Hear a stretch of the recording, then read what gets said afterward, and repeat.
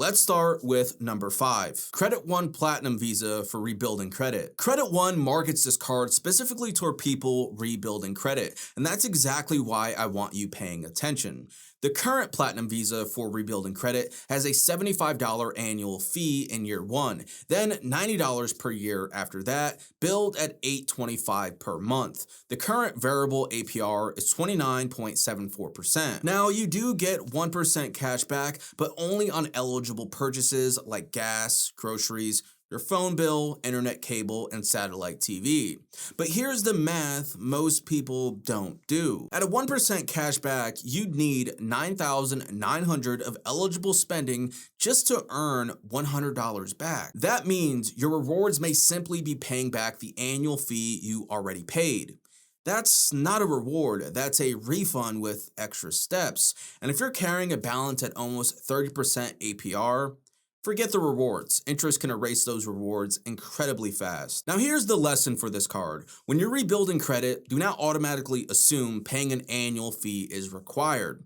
Capital One currently offers its Platinum card for fair credit with a $0 annual fee. And its Platinum secured card for rebuilding credit also has a $0 annual fee with a refundable deposit based on the offer. So compare before you commit. You're not looking for a company willing to approve you. You're looking for the cheapest tool that accomplishes the job. Number 4, Indingo MasterCard. Now we get worse. A current Indingo MasterCard offers a 35.9% purchase APR.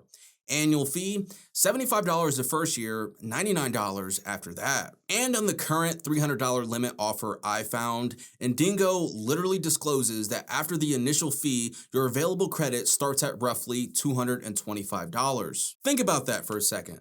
You get approved for $300. Before you've bought groceries, before you've bought gas, before you've bought anything, roughly 25% of that limit is already spoken for by the annual fee. That's the problem. People with damaged credit often need more margin for error. Cards like this can give you less, and then you're sitting on a 35.9% APR if you carry the balance. Now, the lesson with this card, never just ask, what's my credit limit?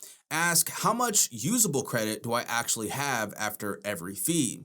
Those are two different numbers. And if you are rebuilding, I'd rather see you evaluate a secured card where the deposit is refundable rather than automatically hand over money through non-refundable annual fees. Discover Secured Card, for example, currently advertises no annual fee, a refundable deposit starting at $200, and automatic monthly reviews beginning after 7 months to determine whether you qualify to graduate and get that deposit back. Same goal, just different economics. Number 3. Premier Bank Card MasterCard. This is where the fee stack starts getting ridiculous. Premier's own current comparison page says its unsecured card can come with an initial credit limit of up to $700.